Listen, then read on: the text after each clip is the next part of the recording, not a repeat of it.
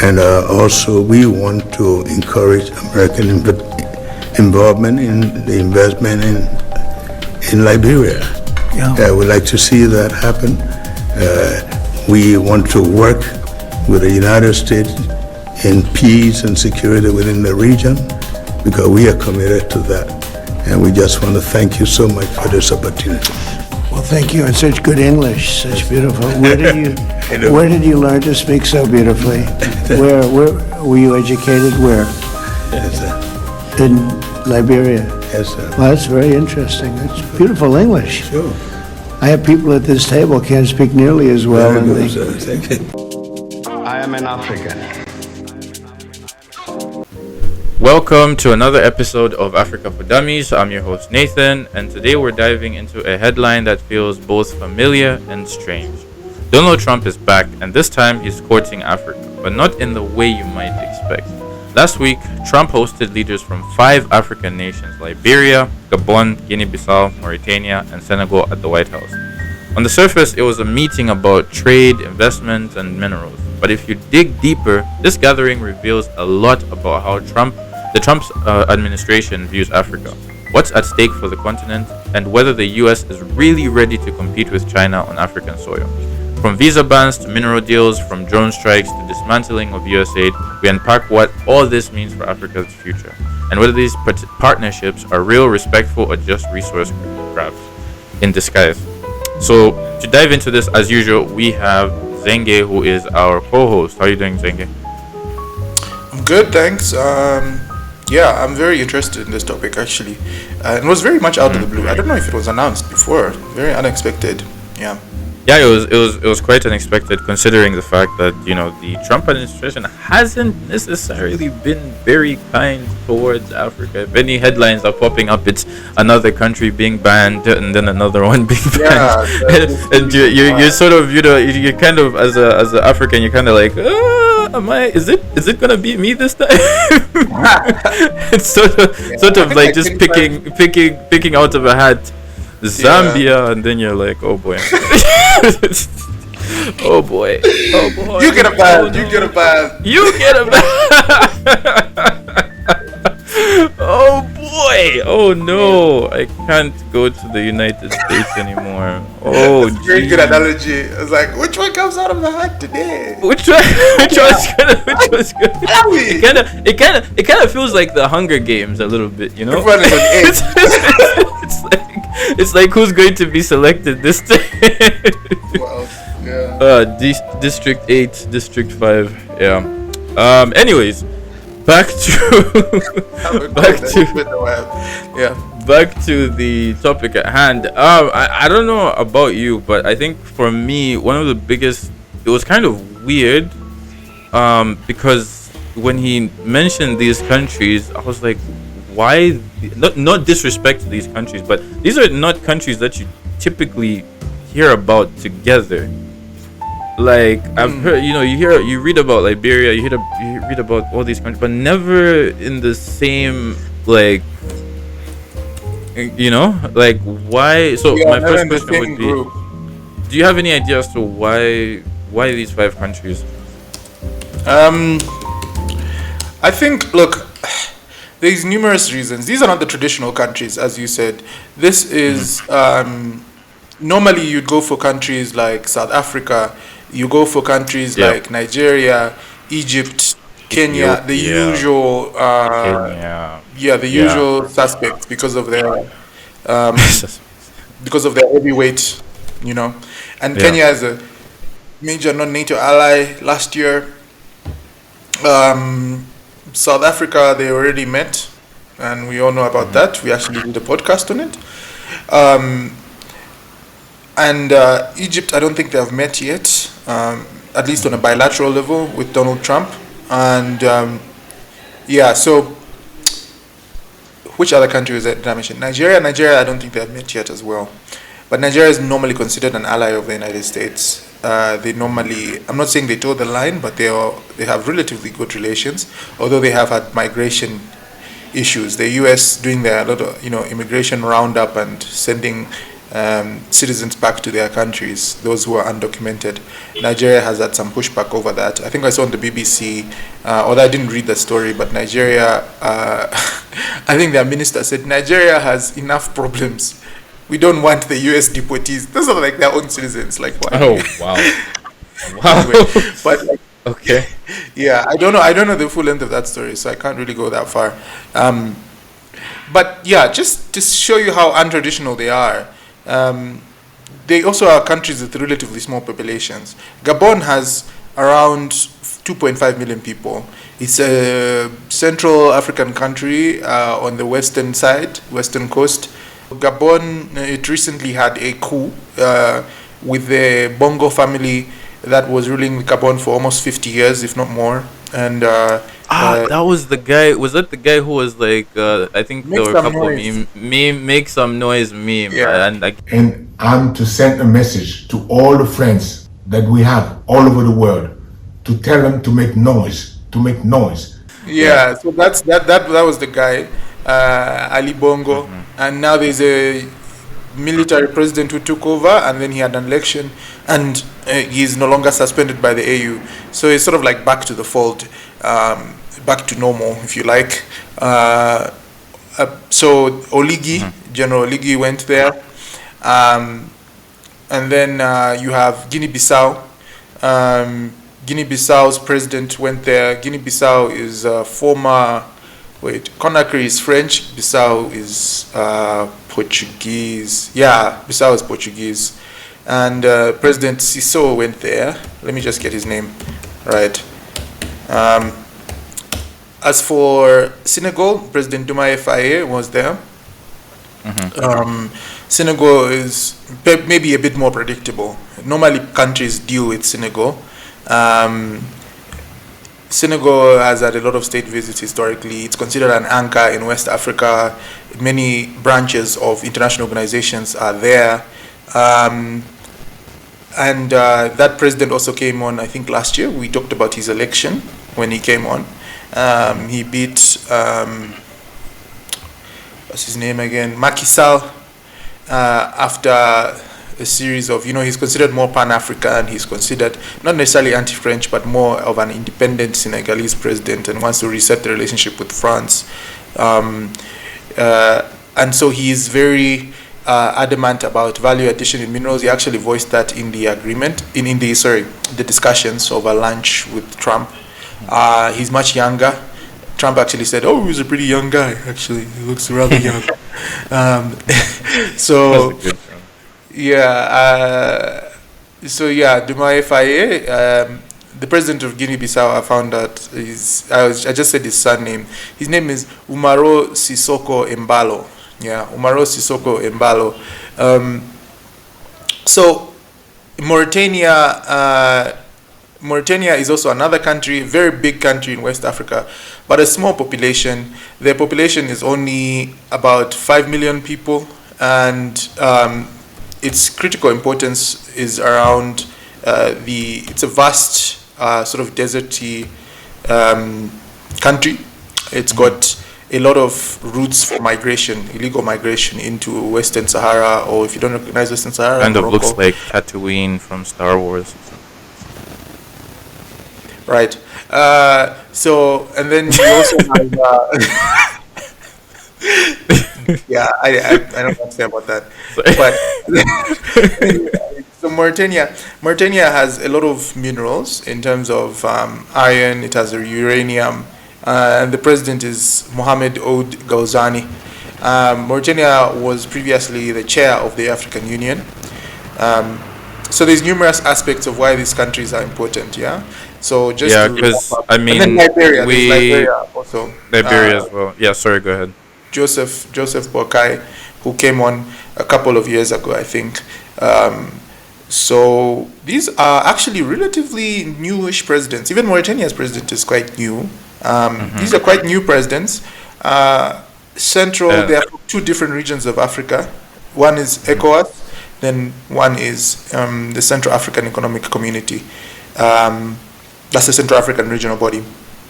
That's only Gabon, Liberia, Guinea-Bissau, Mauritania, and Senegal, part of ECOWAS. and Senegal. So these are all very interesting picks. They're very different. They're different regions, and I think the United States has picked them primarily for security, mineral, and to a lesser extent, migration concerns. And I think that's the main gist, and also a potential rival to China. The majority of them have relationships with China. And if I can just go over the trade statistics, if we look at Senegal, right? If you look at Senegal, Senegal trades primarily to the major export destinations for Senegal were Mali, India, Switzerland, China, and the United Arab Emirates. Okay, so China is included in there. Now let's look at Liberia. Liberia, by the way, is a former. Someone got upset when I commented that Liberia is a former colony of the United States, but essentially they were, in a technical way. Sort of. They were formed. They were formed when President James Monroe was president of the United States in 1827. By the American Colonization Society. The idea was to free black slaves and send them to Africa. Sierra Leone is similar, but it's more of a British slaves being freed. So they went to Liberia and Freetown. Not Freetown, sorry. I'm talking about Sierra Leone. Now that's Sierra Leone, Freetown. Monrovia. Monrovia was named after the president who presided over that establishment of the Liberian territory. And Monrovia is the capital city of Liberia. So the freed slaves found a lot of natives, obviously. There was no necessarily unified state in what is now Liberia. It was mostly chiefdoms, confederations, and other small clans, primarily with people like the Gru, the Mandinka, not the Gru, sorry, the Kru, K-R-U, and 16 other ethnic groups. So, Liberia is the historical ally of the United States. It's the oldest independent African country, and go ahead. Yeah, no, sorry. I just wanted to find out because we were talking a lot about minerals and trade, trade not aid sort of doctrine that's, I think, kind of been adopted by the Trump administration because they've dissolved, a lot of, officers of USAID, and it seems like he's focusing more on making deals with these countries. But from your perspective, do you see these as sort of like win-win partnerships, or do you think these are more like sophisticated mineral grab? I think there was something about Gabon's potash deal as compared to the other U.S. interventions. Like, do you see this as a win-win partnership, or more so like a mineral grab, sophisticated mineral grab? The U.S. has moved its foreign policy from one that is primarily around aid and sending aid through USAID, as you mentioned, which has got significant cuts. But they've moved from aid, and they have shifted to investment focused and mineral focused, critical minerals particularly, which Africa has a plethora of. And as you said, there's a lot of minerals, not only in Gabon, Guinea-Bissau, Liberia, Mauritania, and Senegal. Gabon, primarily oil, oil. There's a lot of manganese, iron ore, timber, and untapped uranium. Guinea-Bissau has a lot of bauxite, phosphate, oil, but there's also a lot of political uncertainty there. The country had a failed coup attempt a few years ago, and they are not that far from the coup belt. Burkina Faso, Mali, Niger, those guys, and Guinea-Conakry. So Liberia, on the other hand, has iron ore, has lithium, useful for electric vehicles, cobalt, useful of anything electronic, uranium, and they also have a $3 billion investment goal. Mauritania has iron, copper, gold, gas, and a lot of rare earths, which is useful for things like semiconductors, which Taiwan actually has a very good hold of. Senegal has a lot of phosphates, a lot of gold, and also offshore oil and gas.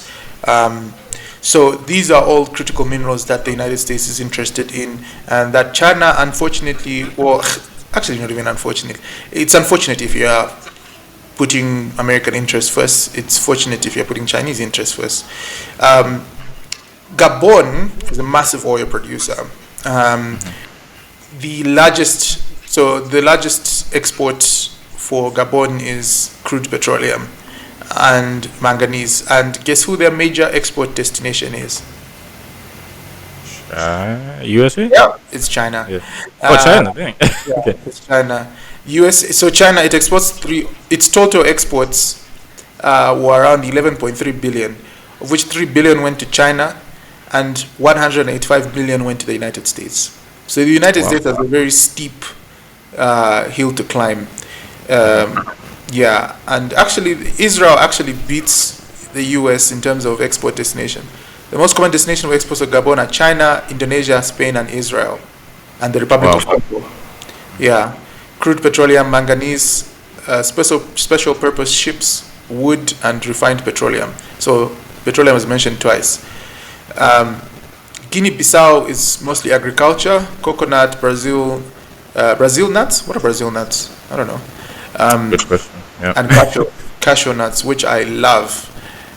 Maybe I'll go to Guinea-Bissau for cashew nuts. So those are the most exports, and so mostly agricultural products, fish oil, and that's actually an interesting aspect, the piracy issue. Fishing is a big issue in that region, the Gulf of Guinea. Fishing and piracy issues, because fishing also contributes to the causes of migration. Overfishing. Yeah, overfishing. Migration into Europe is one of the causes of migration into Europe. But then there's also piracy of huge ships. And Nigeria has done some progressive work there, but it's still not something that Nigeria can do alone. So many of them are looking at the United States to help them in security and in strengthening security technology on tackling piracy in the Gulf of Guinea. The Gulf of Guinea is in West Africa, basically. Yeah. Okay. So just going back on the exports. Sorry. Guinea-Bissau mainly their major export is India and Chile and Cote d'Ivoire and Ghana. In what country? In Liberia, their main export destination is China. Again, number one is China, Japan, Germany, Brazil, and Cote d'Ivoire. The main export destination is Switzerland, United Kingdom, France, Germany. Imports mostly come from China. Senegal, major export destinations, Mali, India, as I mentioned, Switzerland, China again. So all of the top 5 have China involved in one way or another in terms of export destinations. And many of it is raw materials, be it agriculture or minerals. Major exports of Senegal. So for Senegal, actually, exports and imports, the top 5 features China. Yeah. And the majority of imports from Senegal are refined petroleum. The majority of exports to Senegal, gold, and then refined petroleum. So Senegal exports and imports refined petroleum. But the United States does not feature in their top 5. Be it exports, be it imports. So the United States really is trying to catch up with China. And they do have a huge hill to climb. I think Chinese exports to Africa, I think you might have mentioned it, are around 130 billion, whereas the US is around 32 billion or something like that. I could be wrong on the numbers here. But there is another element to this deal, which is sort of a social aspect. In the sense that I think one of the major things that's been coming out is this hypocrisy, because Trump is here, having deals with these countries, whereas I think one country that was there was Senegal, right? The Senegalese women's basketball team was denied visas, actually, to enter into the US because they wanted to go and practice there to prepare for some games, and they were actually denied visas. And there are a number of other African countries that are facing travel restrictions, and then on top of that, a lot of African students, primarily from these countries as well, they have faced the highest rate, probability of getting a visa rejected. So, isn't there like a level of like hypocrisy to all of this in a way, Yeah, I think on one hand, the United States wants to sort of revamp its immigration policies, but it's coming off as very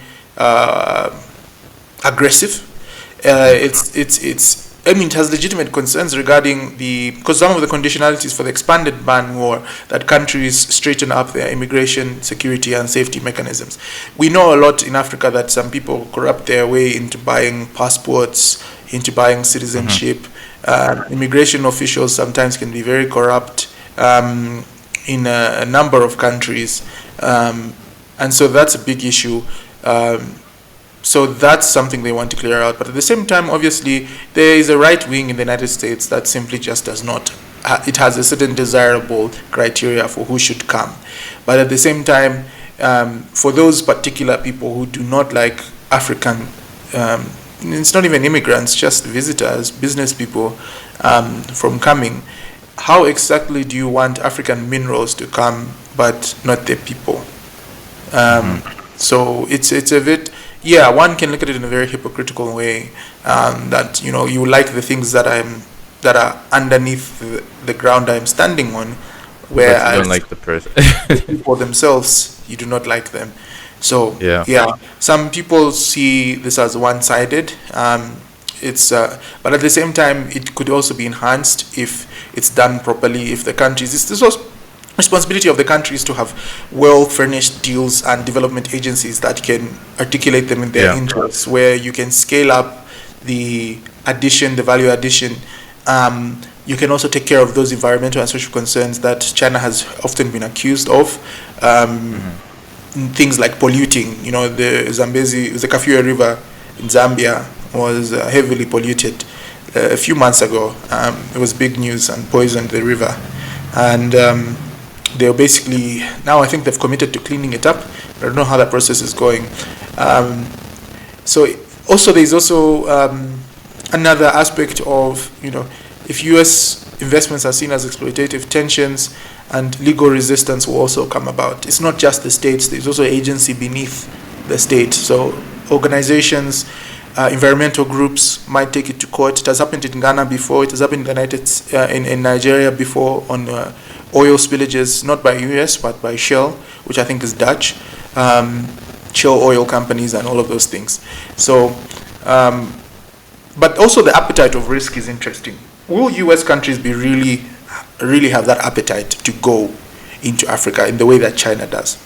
So the US, the US is US and Western countries tend to be very reluctant to come into Africa because of the risk and the interest rates for, the insurance is much higher for you to go and invest in Africa, to send employees into Africa.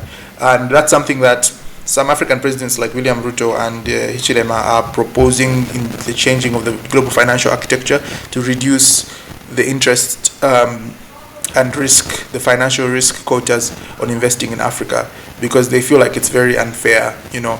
When are you going to invest in Africa if every time you want to invest there's a high price tag to it? So and that's both sovereign and both as an individual investor. So those are all serious things. And then there's obviously AGOA trade preferences, which are very uncertain. There was, before Trump became president, it was rumored that he wanted to cancel it. But I think right now the rumor is that it will not be renewed. And AGOA is a free trade sort of, the tariffs on Africa are reduced in order for African markets to benefit from exporting to the United States. With the US, and it really helps a lot of people like women marketeers who will be selling textiles and things like that. Lesotho, we talked about the tariffs in Lesotho recently. So that's the type of situation going on. And Trump's July 4th Liberation Day trade-offs has affected each of these 5 countries with at least a 10% tariff rate. But sectors like agriculture and textiles, as I mentioned, Lesotho, but Lesotho is not one of these 5, but these countries also have textile industries, agriculture industries, Guinea-Bissau agriculture, they could still be hit. So, yeah. Yeah. No, I think you're definitely right. And just to add on top of the hypocrisy, I think there was another thing that kind of made headlines, which was Donald Trump complimenting the president of Liberia's English. So I think like, and they also mentioned, I think that he described Africa as angry but full of potential. So, like, I don't understand his foreign policy, because I think a lot of people in Liberia are not happy about what he said. I think yeah. I didn't mention. I started going into the history of Liberia. But sorry to cut you off. But to be fair, he also said that to the German chancellor. Really? To be fair, he also said to the German chancellor. To be fair, he said to the German. The average person wouldn't be surprised if a German person does not speak English. No.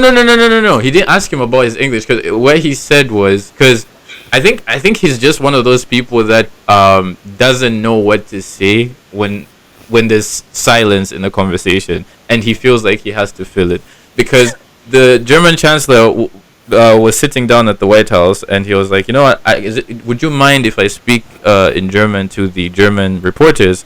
And he said something in German, basically telling them, hey, we're here at the White House, blah blah blah, whatever. And then after he was done, Trump literally looks at him and he goes like, have you spoken German your whole life? You know, so it's like it's the German chancellor. I don't think he's a small talk guy. I mean, everyone. I don't think he's a small. Yeah. Well, I don't think he's a small. But to be fair, I mean, when you have like a ton of cameras pointed at you, I don't think you'd be like. Honest, I would say I think, like, if I was in Trump's shoes, there'd at least be 1 or 2 moments where I'll say something. Where I would slip up. Like, Yeah, exactly. So to be fair, just to say, like, I don't, just to, at least paint a broader picture, not to just sort of, I mean, like, as I said, I would definitely say something weird. Like, if I was this is 24/7 cameras, and like microphones. I'll probably just be like, I wonder if donuts come in Oreo. Someone will pick up something stupid that I think of a lot of stupid things, and if I say them, they headlines. Being president of America is not easy. Anyway, so he did comment on the English, which, as I said, I went into Liberia, started going Liberian history. Liberia was a creation of freed American slaves. They speak English. Of course, the history is much more complex than that. Liberia, obviously, said many people say it's never been colonized, but it was in a degree. It is a creation of another country, and that caused tensions with the natives that live there, which were predominated by certain ethnic groups like the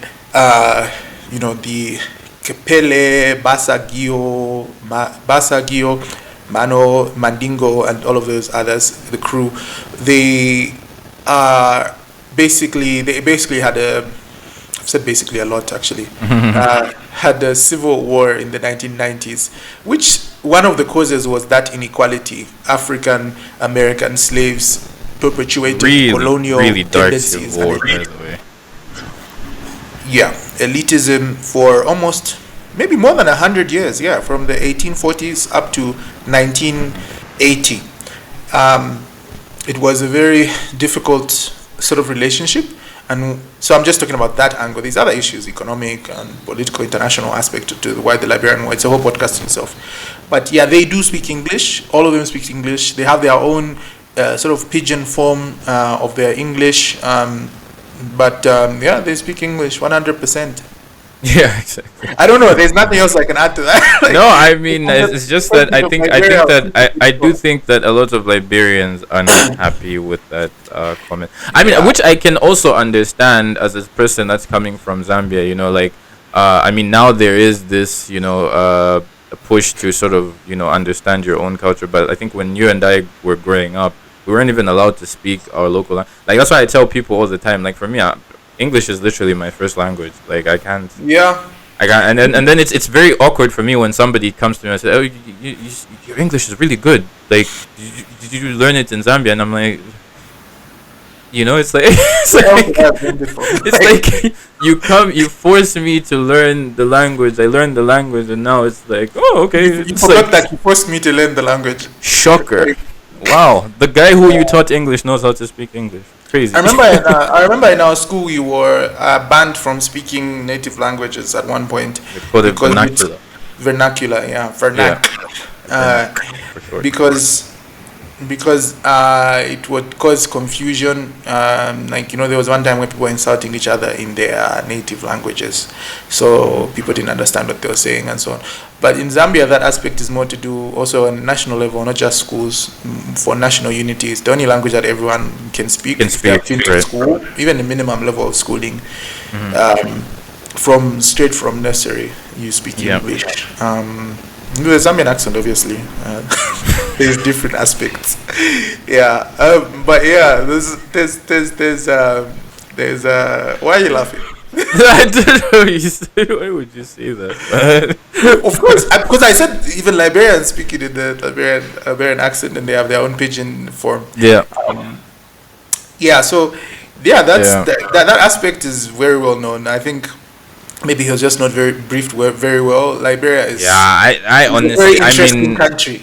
I know the this flags, might seem the flags, for God's sakes, the flags literally look true, the same. but then So again, it might, as I said, I really just think that was just one of the things. Like, there might have been silence, and then he just didn't know what to say, and he just, as I told you, with the German chancellor, it was the same thing. He asked, like, "Oh, have you spoken German your whole life?" And I think there was a moment with the German chancellor where he was like, it's like, what? It's like me saying, "Oh, Zenge, have you been speaking Yanja your whole life?" Like, he has done that. He has done that a lot. Because even he comments on the way people speak and what they say. Like the British Prime Minister, when he was there, he was like, "Oh, I love the sound of that." Like, I was like, okay. Crazy Interesting. stuff. Yeah. Probably something And anyways, that you said behind closed doors.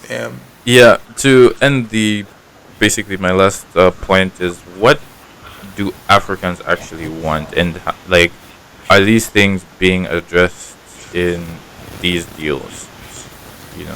I think one of the issues is less paternalism and more partnerships. Yeah, they don't want to be. One thing African countries don't want is they don't want to be lectured. Both their people and their presidents do not want to be lectured on how to govern themselves. Dumais Faye, I think, gave a very good. I think of the presidents who spoke to Trump. Okay, he said some things that were flattery. Like, I think he said, "Oh yeah, by the way, Dakar, Senegal is 6 hours. It's only a 6-hour flight, and you can actually invest in Dakar. We know that you're very good at golf. You have a very good handicap. Apparently, it's a secret. Donald Trump's handicap. Very good at golf, and we want you, probably, maybe you could consider setting up a golf club in Dakar." And then, like, people were like smiling, and Trump was like, "Oh, okay," but he sort of brushed it off. He's like, 6 hours to show off my golf skills? I don't know about that. The king is not impressed. Yeah, there's another American who invested in Senegal, actually Akon, and apparently the news with that Akon has been told the idea of this futuristic African city is dead now. It will just be a resort, because it was taking very long, and I think there's so many complications. So it's I remember someone actually doing a YouTube video about that. Yeah. I mean, one thing is, of course, you have to give him respect for the attempt, but of course the outcome wasn't. It's not really going to happen. It will just be a resort. Yeah. But anyway, Dumais Faye was calling for tech investment in Senegal. He wants Senegal to be a tech hub in Africa. He also talked about value addition. General Ligi also talked about. General Ligi of Gabon was actually very interesting. I like Dumais Faye's proposition for tech hub and value addition in minerals. But General Ligi actually said, if you don't come now, others will come. Small statement, but it's definitely the truth, and others have come. So, this is 2025. America is not the only country with money to to invest. There is even the UAE. The UAE is the major investor in minerals in DRC, in Zambia, in I think even in East Africa. So the UAE is not just Emirates anymore. It's not just Habibi, come to Dubai for tourism. It's now, serious stuff. Even arms, ammunition as well from the UAE is real. So that competition is not only from China, it's from everyone else who has enough money to come to Africa. And African countries, African countries is really about jobs. Is it a good, secure job? That's it. They, in as much as many African countries are democratic and people protest, indeed, in Kenya they protest, many other countries they protest, and they do not like crashing down on dissent. But the truth is, America is not the only choice anymore. And if they want to come, they should be serious about it. And I think Trump is really showing that. And they have put a lot of emphasis on that, critical minerals, and how can we go there in earnest. So I think, for me, as controversial as Trump is, that investment angle is needed. Dummies, our own Zambian-born author, who talked about dead aid, trade, not aid. Not trade. But at the same time, will Africa's new resources, sort of resource nationalism, trying to value addition, more stake in minerals, especially in places like Congo. Many of these cool countries are resource nationalism centered around. And I have to say, commenting on these cool countries, I think it's a legitimate concern. Whether or not the solution is legitimate, I don't know. But things like resource nationalism, getting more out of your minerals, how will America fit in this? Will America also take this into consideration, that African countries want a stake in their minerals? I don't know. It will be interesting to see how that will unfold. Yeah. No, I mean, I think that's a really great point. I mean, you've said everything that I was also planning to mention. Although speaking about the speeches, I do believe that there's like a handbook going around presidents where it's like, when you're going to meet Trump, this is what you do and this is what you shouldn't do. Because I think even Cyril Ramaphosa came and talked about his golf. He was like, golf course, this golf thing. It's like, golf. Hey, I know you like golf. This is a book about South African golf courses, and maybe you can. They made him a specific book. In our episode with Keenan Isaac, they made him a specific book, like, I think it was almost a 1 kg book, like a heavy. Yeah, that book was huge. Book, and written by South Africa's best golfers, and they brought a guy, a South African golfer as well, to speak to him there. That's part of the charm offensive to Donald Trump. Part of the, I think you can talk about golf. Was it? I think you mentioned last time we're talking about some lady from. I think it was during the Congo Rwanda meet. There was a lady who really, buttered. Who really paid him a lot of compliments, I should say. Oh, this lady! I have done research on this lady. Her name is what's her name? Harian Vergara. Hariana Veras. She's an Angolan researcher. Some people have called her the White House crush, or Trump's White House crush. Trump calls her the reporter from Africa. And then she first became famous, as you said, during the DRC Rwanda thing, where she was just like, I thought she was from Congo initially. She was like, I spoke to Tshisekedi, and Tshisekedi said that we'll confirm you for a Nobel Peace Prize. She asked the question again, this one, and I thought it was a bit like, what else do you think the African leaders will say? Even if they disagree, they'll have to kind of suggest it, because they were in the White House. And so she asked the question, would you guys consider giving Donald Trump a Nobel Peace Prize? And, some of them had varying answers. I think Oligi from Gabon said, oh, yeah, sure, of course, because he has done so much with DRC peace deal. And then Mauritania also said something like that. Mauritania said, I don't know how Nobel Peace Prizes are nominated, but obviously we'll consider. Dumais Faye just was like, first of all, this is not a state issue. Nobel Peace Prizes are not elected by states, but I think your work on peace agreement is very good. Something like that. So you can suggest that Dumais FIA wasn't thinking on those lines. But she basically cornered these guys, these presidents of these 5 African countries to basically say, yes, Trump, we want you to get a Nobel Peace Prize. But she's very complimentary. I don't know if she's really she is a journalist, but like she really butters up her questions in so much compliments and compliments and compliments, to the extent that you wonder, where is the actual question here? I mean, my question is, because when you're dealing with Donald Trump, if you start off aggressive, you're definitely going to get an aggressive, and sometimes you might not even get an answer. So maybe her strategy was just different. Yeah. Is it what they say? You Maybe can that's get how more she bees gets answers. with Who honey, knows? or what's it? Is that? Yeah, who knows? I don't know that saying. Yeah. Yeah. Is it? That's not a saying. Can someone help me? Like, you catch What's more the honey saying? with bees, or no? You catch more bees. You catch more bees with honey, I think. Why do you want to catch bees? Oh, jeez, Louise. 1 second, let me check. Yeah, You catch more. It makes sense to you catch more honey with bees by saying like You bees will catch sting more you. flies. You catch more flies. You catch more flies with honey. Sorry. You catch more flies with honey than vinegar. Sorry about that. That was on me. Now I'm even more confused. Why would you want to catch flies, right?